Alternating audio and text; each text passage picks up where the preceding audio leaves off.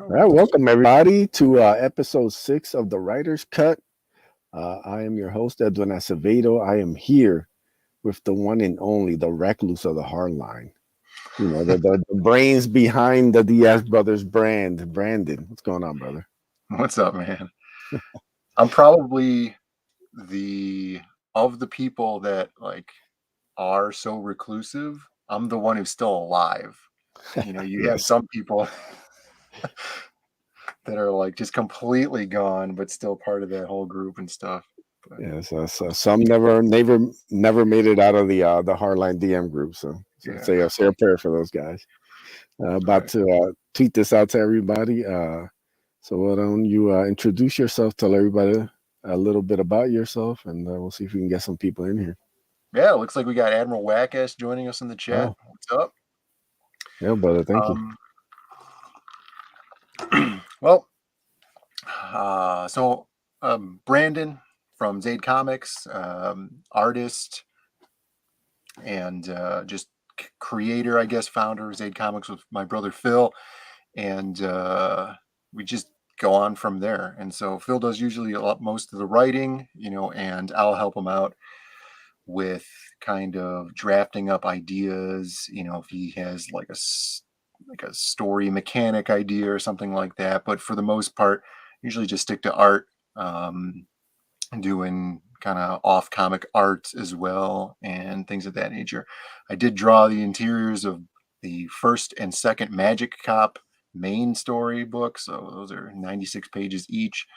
And we'll be working on the third Magic Cop soon, so kind of excited to get back into the sequentials game, even though it is a lot of work.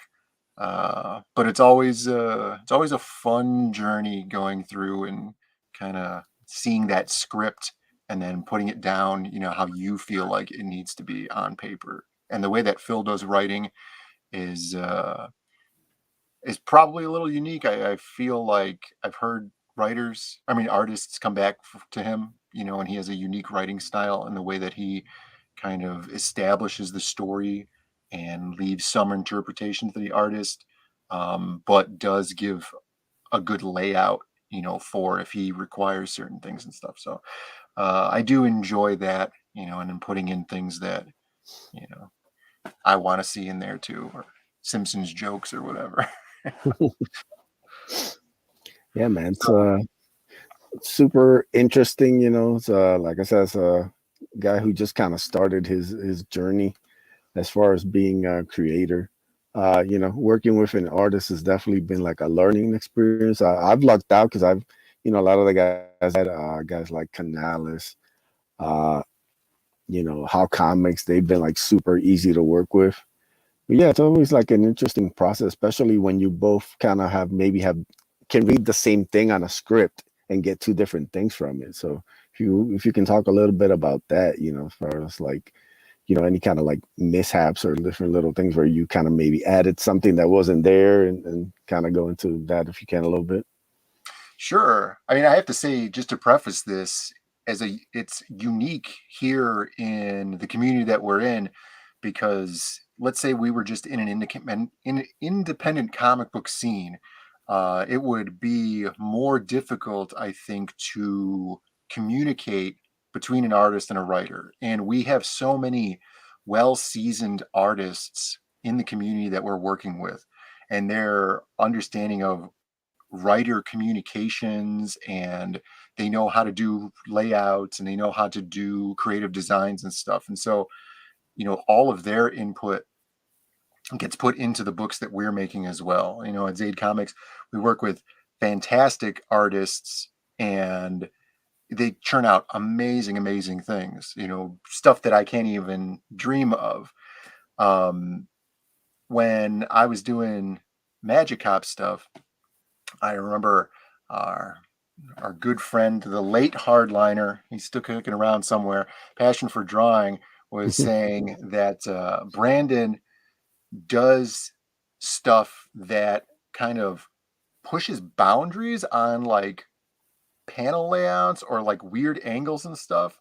And for me, I took that, he meant it as a compliment because it's an unusual way of looking at a scene or something. And for me, it was just kind of like, well, what if you wanted to draw it like this, and I've never drawn it like this, so I don't know if it's going to look bad. And I'm not a huge comic book reader myself, so I don't have the influences of other comic book artists coming in. And it's kind of like that, you're too stupid to know what you're doing wrong type of thing, but he meant it as a compliment, I think, which was cool to see.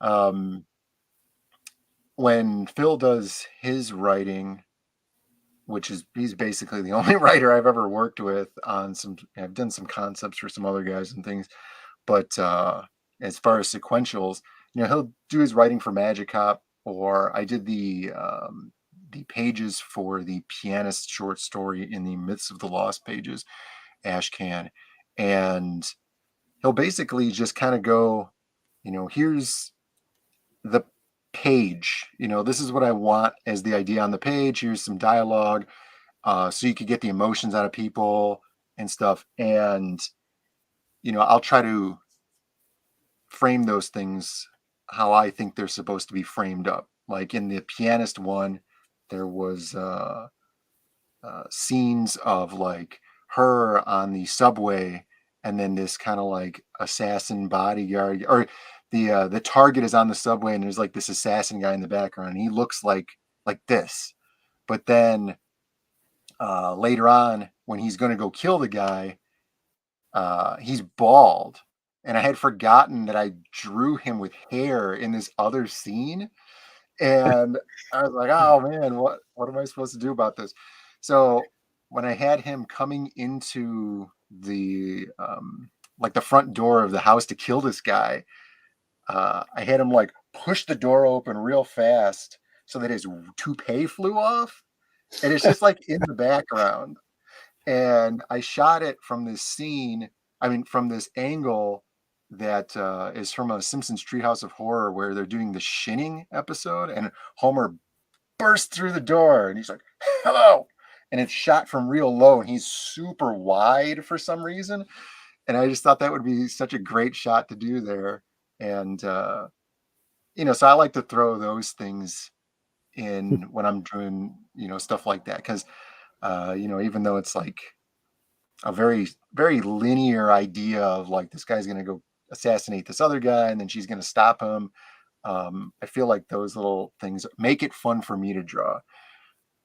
And then when we were doing Magic Cop, that was Phil's real first time of writing a lengthy script for a comic. And so there was a lot of open interpretation of stuff. And since Magic Cop was set up to be like a cop TV show, I tried to frame everything as if it were being shot from like a camera. So you'd have like that over the shoulder, or like looking directly at a person, or framing where you're going to look at the entire scene, and then there's people talking just very straight on. And then if you were going to need to accentuate stuff, you do like that kind of CSI flash in the pan type, for no reason, like we're going to shoot real low and get the thing in the foreground and stuff. Yeah. Yeah, Willie's not good at this. Definitely. Yeah, I get a lot of influence from The Simpsons, obviously. Yeah, man. So Simpsons is one of the best shows ever. Say hi to Aaron in the chat. What up? Thank you for joining us, brother. Yeah, we're just here hanging out with Brandon, talking about collaborations between artists and writers. One thing I'll bring up early on in the process, Akula having his robotic legs.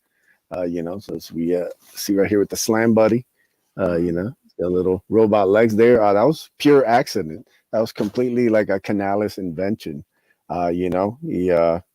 He had ended up kind of adding that touch to him, because he originally had legs in like the original character design. But once I saw him with the metallic legs, it kind of brought the character to life. It gave him a different twist. So that was kind of like a happy accident that happened during the pages, and we just kind of ran with it. And it just kind of made Akula, I think, more interesting. It kind of it made me write him a different way than I originally kind of had him. He was more closer to like a little more serious, a little more kind of like just like a big badass bounty hunter. So with the robotic legs, I gave him a little bit more like an attitude, a little more humor. He kind of be a little goofier, and put him more kind of like towards the Lobo. I can compare a lot to Spike with his ability to kind of flow between good guy and bad guy. He's kind of like his own thing. It doesn't really matter what's going on. He's gonna be him. So that's like a fun kind of accident that happened just through like collaboration. Say hi to Oh yeah, Phoenix. What up, brother? definitely working with somebody else, or an artist that has that mindset of they can take what they've seen in other things, and apply it here. And I do that in any kind of drawings that I do. I save a lot of references and stuff for drawings, or poses and stuff like that. And you kind of let other things influence you, or especially in like that mindset that you're in at the moment. So like he could have been watching Terminator or whatever and been like, oh, what Yeah, if this, stuff like that happens. And character design is hugely, hugely important. And I think that, if you're kind of just working on story and you're just focused on like that character development, you could miss out on some uniquely identifying pieces, art styles for characters and stuff, because the guy might have to look a certain way to do whatever in the storyline and stuff, but is it a good idea to kind of like pigeonhole this guy for just this storyline point? Whereas if you yeah, look at the character as a whole and design that character, to make him unique, easily identifiable, very distillable, meaning that you could take that character, boil him down to like even a weird derivation of himself, like this slam buddy. yeah, And, the character design on Akula works well where, if you are a comics fan and you knew who Akula was, just in general, just being, because he's such a small character in the universe of comic book characters, but you'd be able to recognize that this was Akula, not just some random shark guy or something like that. And that's hugely, hugely important, stuff that sets things apart. There's so many character designs that are just derivative of that era of like the X-Men or like that 80s superheroes where everybody was in tights. And as awesome as that was, like that is so cool, that aesthetic. But it's played to death. Every combination of every shape and every color has already been done, right? And so like unless you have something really, really, really special about that character design,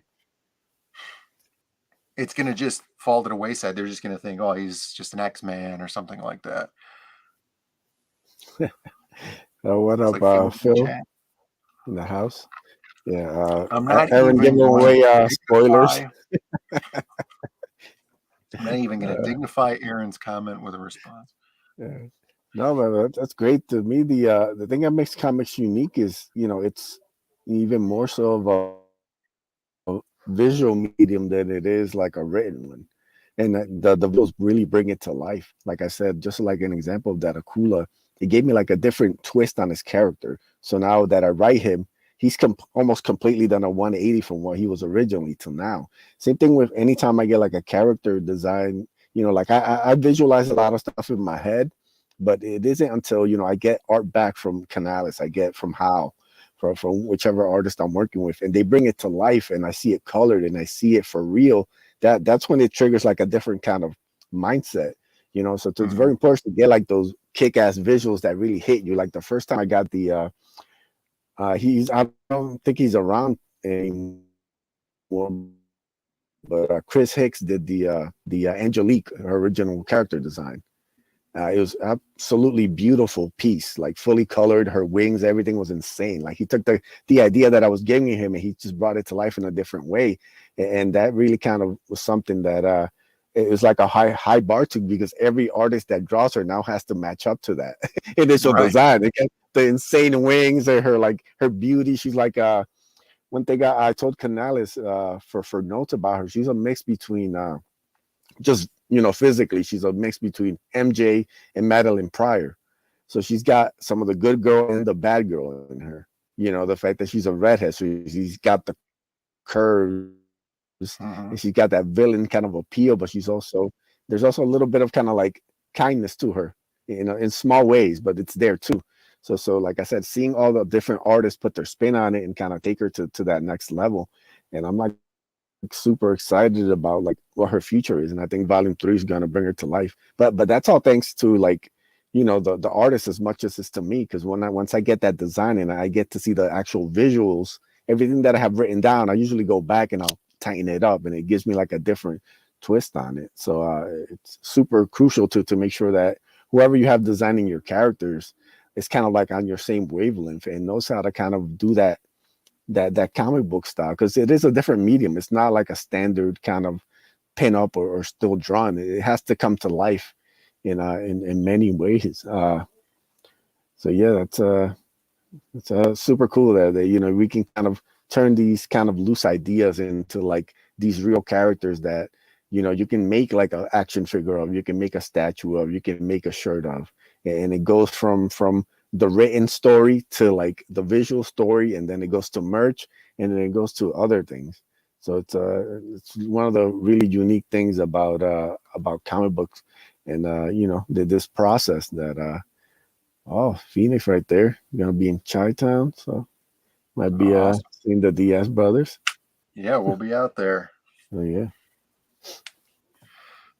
Yeah, working and creating all of those things, like you're saying, in the motion of comics is it's something really special, and bringing all that together. And I get astonished a lot of times, when I'm drawing something and somebody's like, wow, that looks really cool. Oh, you must have did whatever or something. And to me, it's the answers, or the response to them is always, sometimes you get lucky. And that's just the way that I look at it. It's like, man, that looked really cool, and it turned out far cooler than I wanted it to. Man, I just must have gotten lucky. And there's plenty of artists out there that just draw it exactly as they see it in their mind's eye, and that's super cool too. But I think that um, sometimes those accidental things are even cooler, because you discover stuff, or you're putting some lines down, and it might make something pop and go, hey, that actually might be a cool idea. Like you're talking about Angelique, and she has the wings, and there's one drawing of her where the wings are like this very ornate lattice, and it's kind of like skeletonized with designs and stuff in it. And like, where do you pull that out of? Like, unless you're sitting in your house and you have that on your wall, and you're like drawing and your wings, all right, and you just happen to look at that, like, unless you're like a watchmaker or something, Yeah. kind of like, just Yeah, yeah, the super where did that come details from? on Yeah. that was insane when he showed me that initial kind of drawing. Like I said, each artist, like Doodle Bags, did a great job, like kind of putting his own twist on them when he did the cover to Ace Volume 2. So each artist kind of helps you grow each character and kind of tweak it and put their own little spin on it. One of the other ones was a character like Desi. For a lot of people who don't know, she was actually based off. My original idea to Canales was to make her a cross between Chian from Farscape and Dizzy from Starship Troopers. I mean, that's like you talk about two ends of the spectrum there. that's like a crazy combination. How do you even put that together? I'm like, yeah, good luck with that. Like I'm like, "Hey, good luck, Canales. So show me what you can do." And he was able to kind of deliver like that. And then let me see if I can bring up something real quick here.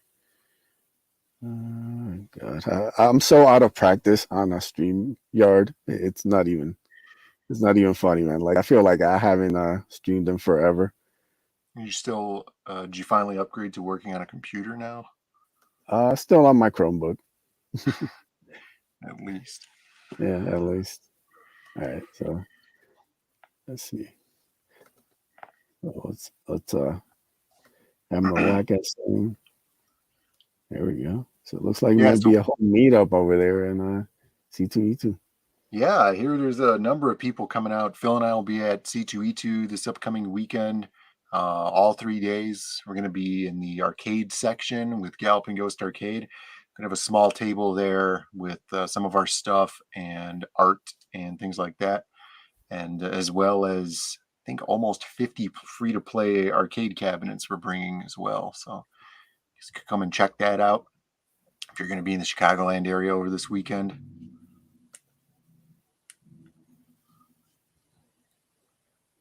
Let's see what we got. Yeah, so anybody doesn't know, that's Chiana. She's a character from this sci-fi series called Farscape. Oh, yeah. She's like a bit of a troublemaker. She's got a good heart, but she's kind of a little bit devious. I love like her white hair, that kind of like features and all that. So I definitely kind of wanted to do that. And then the next one was see if I can get this to load up here. Was Dizzy from Starship Troopers. Who doesn't remember the great Dina Meyer? She was absolutely stole that movie and stole a lot of heart. So taking that combination of her, she's a soldier. She's part of the Godless, which is this alien kind of strike force. A bunch of different kind of alien races coming together to form like a unique team. So the idea of taking kind of like the fact that she's alien for one, she's not like a regular kind of human, and she's also kind of like military. You could kind of call her. Putting that together for to create this character. And spoiler for anybody who hasn't read the Ace, she's the only Ace Volume 2, I should say. She's the only character of the Godless that survives the book along with Ace. So the part of her, I needed to make her interesting enough where they had these other three cool characters, which I liked a lot, but they were kind of like, it was kind of like their mission to kind of come and go. Kind of like, you introduce Bishop and his two crew members, and then they gotta go, and Bishop stays. It's kind of like one of the many kind of like X-Men tributes in the book, along with the fact of the Godless designs. For anybody who read the Ace, know the blue and yellow designs were like complete like homage to like the 80s X-Men kind of spaces when they're fighting. Yeah. As you see right there, this is kind of like one of her you see a little close up of her, the white hair, the eyes, like I said, her little kind of blue kind of like armor almost that you see there. And then there's another shot that should come up. I think it's a bigger one. It shows like her in her full outfit. So from a character design standpoint, is she going to stay in this godless armor, or is she going to develop more into a unique character under her own? She's gonna continue in her role. She's a soldier, even though her crew died in combat. She's gonna continue to kind of be in her role, but she's also gonna be almost kind of like a guide to Ace. She's the one that kind of like answers a lot of his questions, especially since he's gonna be meeting a lot of different alien races and stuff. So she's almost like a guide, almost like a little. They end up forming like a bond, and it's gonna play out in Volume 3. But yeah, like you see kind of like the growth of this like idea, and then you can do like what she's like in the comics, and then eventually we end up kind of showcasing her in the Diaz CG Vacation book. Hmm.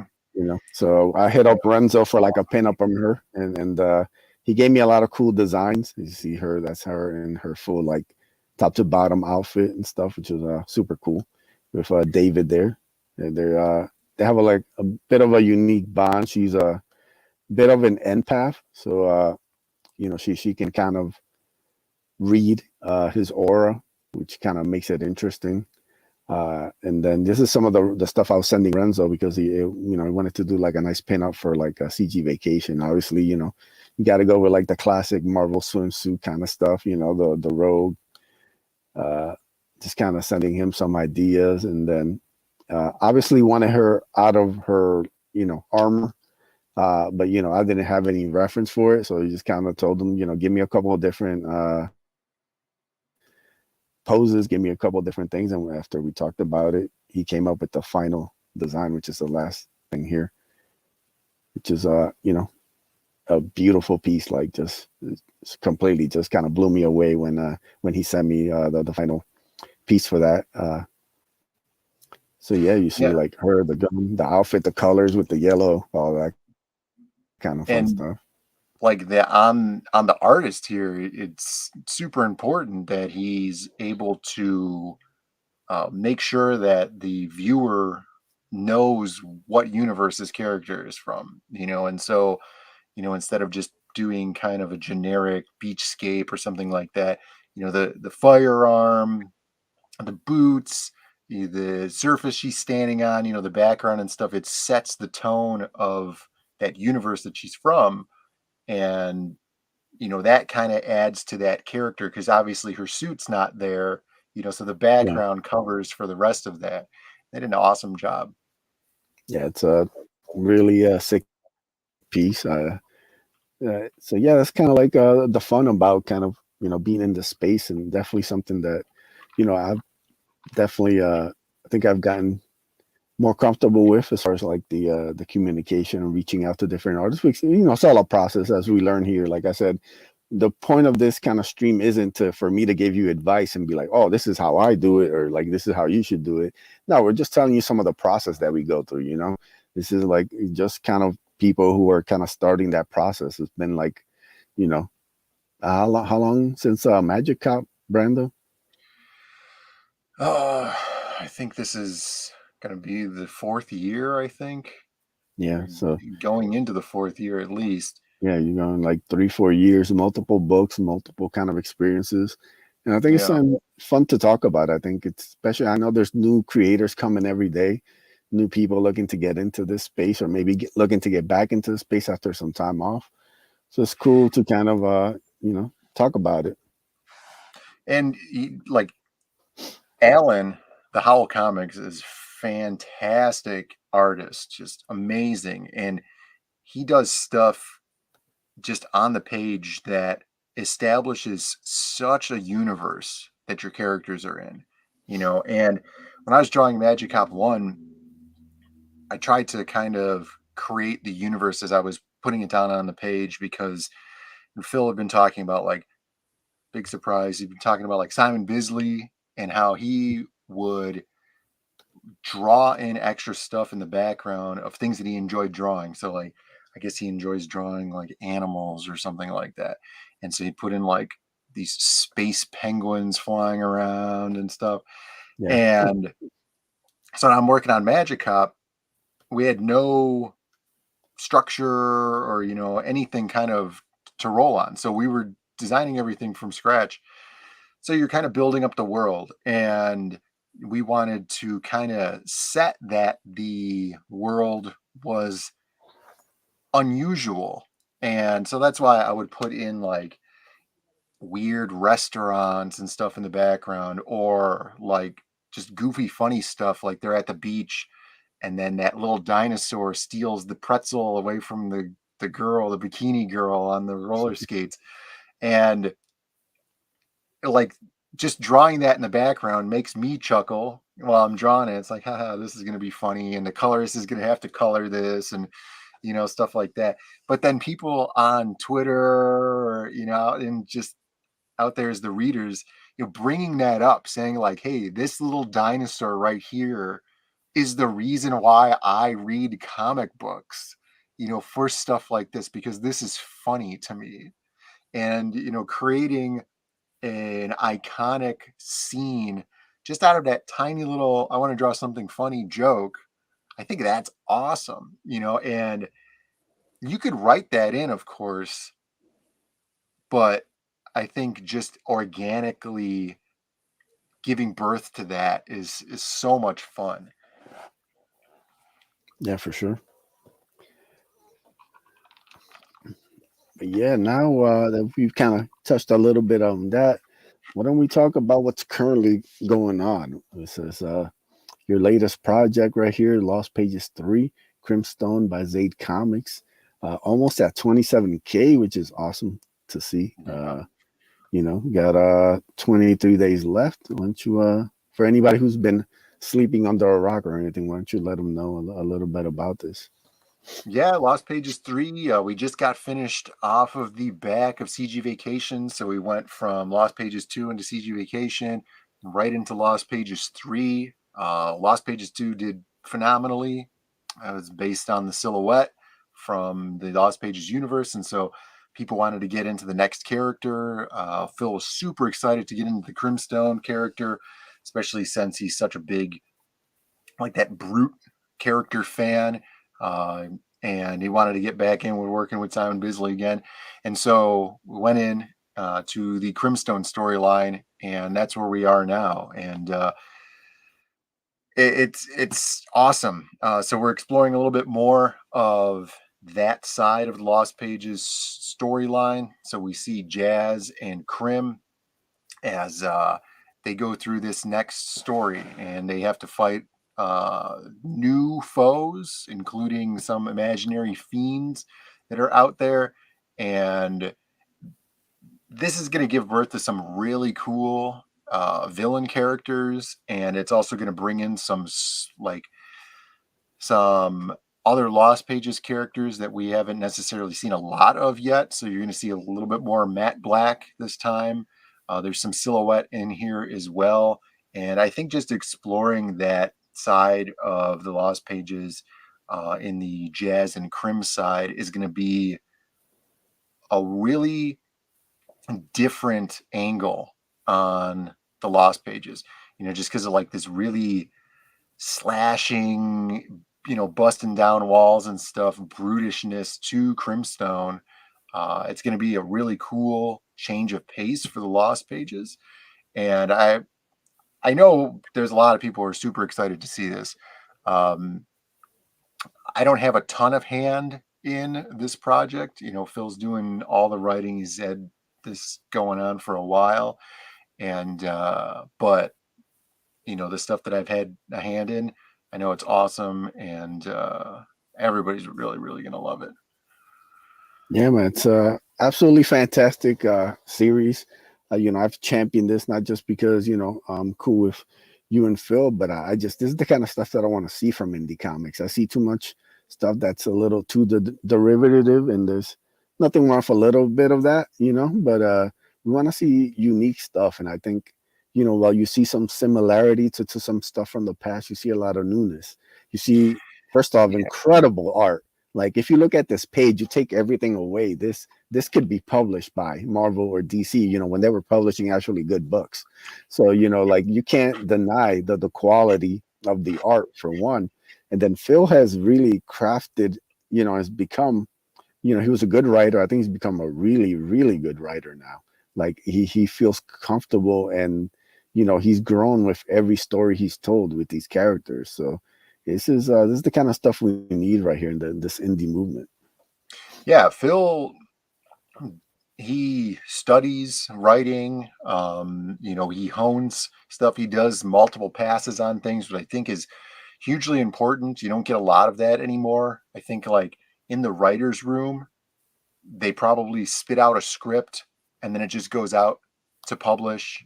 They used to, I like, it comes back to The Simpsons. I remember watching stuff about that, and they would do dozens upon dozens of passes on a script before it even left the room, just so that you could layer in things and get rid of stuff that is unnecessary. And, you know, I know Phil takes his writing super seriously and like really, really hunkers down on this stuff. And so, you know, him winning that CG Writer of the Year, you know, voted on by the chat, that was awesome. And, you know, that's what you're going to get out of these books here. Yeah, man. Whack ass shares my excitement for it. I mean, you can tell the quality. I mean, working with Bisley, I mean, that's out of this world. Like, which writers are doing that? You know, and making him do Chimera. some of his best work. Well, I mean, you know, he does do special needs. There you go. Just Making messing them with you, Chimera. You know, just having some fun with you, brother. Yeah, but yeah, no, this is a fantastic book. You know, you just really have some incredible artists and great character designs. Like, Yeah, I mean, it's insane. You know, I think about this, and it's so funny because, like, in the scene that we work in, which is the video game scene, our boss is like all about video games. And so he dreamed of a day that he would get to work with Ed Boon and, you know, these other guys that made these iconic video games of the past. And, you know, we know them now. We know all of these guys now. You know, like, I don't know Ed personally, but like if I had to contact him, it would be one step. And, you know, the guys who created Rampage and General Chaos and stuff, like, we've worked with them, and we've worked with the guy who created Cubert and stuff, and like that's a dream come true for him. And when I saw that, it was like, you know, that's cool, I guess, you know, but it didn't really resonate with me, you know. And I see this resonating with Phil here, with the people that we work on now with in our projects, you know. And it's not because of who they are, you know, like Shelby Robertson, fantastic artist, amazing. You know, we got Shelby Robertson right there, back cover, that homage cover right there. And it's like, oh man, Shelby Robertson is working on stuff with us. oh yeah, It's because he's so good. You know, it's like, yeah, he did this other stuff in the past. I didn't know that. I had a picture, I have a drawing that I've had for years that Shelby Robertson did hanging on my wall in my bedroom. And I didn't know Shelby Robertson did that. But now I know him. It's so funny. And, you know, we're working with Ty and Bisley, and this, just the stuff that these guys put out, and they add to the quality of the products that we make, and they're more than happy to do it. You know, it's not just a paycheck for these guys, right? They yeah, love doing it.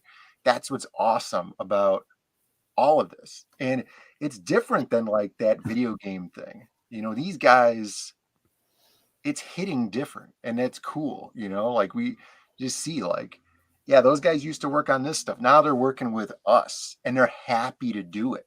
oh You yeah. know, that's awesome.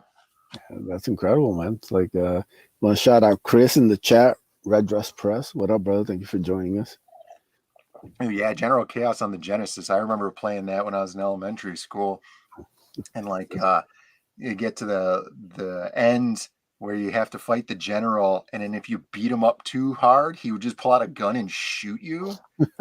So you had to like let him get some licks in on you too.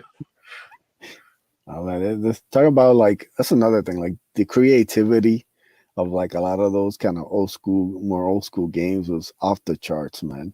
And Yeah. you know, it doesn't matter now that everything is like looks more realistic and has got, you know, better graphics or whatever. You know, like there's something to be said for like creativity. It trumps all, as far as It, I'm concerned. there's always a necessary limiting factor. When you have unlimited resources, you get lazy. And it's just a fact, you know. And so you have, whether it's old video games or old comic books or old movies or whatever. We could talk about anything. You talk about old movies. I was watching X-Men 2 the movie, and there's a scene where they're down in the dam or whatever, and they have like Cerebro. Magneto pulls all the pins out of the grenades, and they shoot it in a way where like Magneto is far down the hall, and he does like this thing, and then the pins fall like right in front of the camera. So like somebody just dropped a bucket of pins in front of the camera. And if you had unlimited CGI budget like you can now, and it all looks super real, the pins would have been flying all over the place, and just it would have been way too much, right? And so like your brain has to cover for what they couldn't do at the time. Yep. And Exactly. it's the same thing in comics. You get some very unique art when you have to print things in 3 colors, or you have a very limited color palette you could choose from, or you have to do very, very creative things in video games when you have 64K to work with. You don't have terabytes of data or streaming internet to work with. Creativity solves and overcomes so many limitations, and those limitations are hugely necessary. And I think, Definitely. as an artist, digital art is cool, but I'm not the best artist in the world by far. I mean, I'm a pretty bad artist in my opinion, but when it's digital art, why isn't it perfect? It's digital. Why are there mistakes in it, right? You can go back and fix it an infinite number of times. It's digital, right? But if you're drawing it, there's an inherent limitation to what you can do with paper, right? And that adds to the mystique of the art. You've overcome the physical limitations of this 2D sheet of paper, and you've created this 3D illusion. And that's awesome. Yeah, it's also the thing about, people say about translating stuff for different mediums. Comics is unique by its limitations. There's only so many pages you can put in a comic. There's only so many Yeah. panels you can fit in a page. So it forces you to tighten your stuff, like, to economize and to put emphasis on a specific action compared to other stuff that's going on in the page. Like I said, it's completely unique and it can't be replicated. No matter how good some adaptations are, most fall badly short because they can't capture the magic that a single flat sheet of paper with some drawings on it and some colors and some word joining on it can. So Yeah. that's what makes all this super like unique, man. And we're excited to create some more. Last thing we'll touch on here is my next project, Raid of the White Leopard Book 1. It is launching on April 28th on fundmycomic.com. Currently, I have a mailing list. If you sign up, you'll get a nice discount for the book with it. Basically, this project is the story of a band of Viking raiders who get caught up in a storm and they wash up on a strange land. It's going to be a 20-page black and white, beautifully just fantastic artwork by Avery Butterworth, who's done work for The People, Lost Pages, and Phil. He just has taken his game to the next level. I'm super excited for people to see what he's come up with. As you can see with those pages there, like he has incredible detail. And it's a mix of, like I said, some Vikings, we got some pirates, you got a little bit of everything. And this kind of very kind of unique story. I did 7 pages for Alterna a couple years ago that they published in one of their anthology series, and I decided to expand on that, get Avery to do more pages, and we're kind of want to tell this kind of big epic story over. It probably looks like, for the whole thing, it'll probably be 3 books that we put together, but it is one kind of big epic story. Like I said, it starts with this band of Vikings who finished a successful raid and they're celebrating. Everybody's having a good time, as you can see, and then the gods decide to kind of send them off on a different adventure, and they wind up on this different island where they meet the inhabitants of the island, and they end up having a little face off, you could say. So it's a really fun story. And yeah, want to say hi to Brian, who's in the chat. What up, Brian? So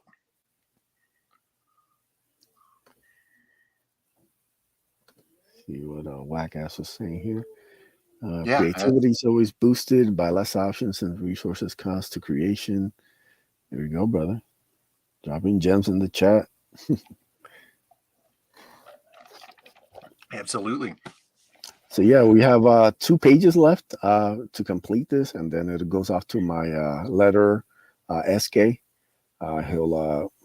He's usually super quick, so we're looking like we get most of this done by the time the 28th comes. I'll be launching on Bancrofts. It'll be 9:15 p.m. Eastern. So you come join us. Go sign up for the mailing list. I guess it's a really unique story. It's got fantastic art. Like the stuff that Avery's handing in is next level.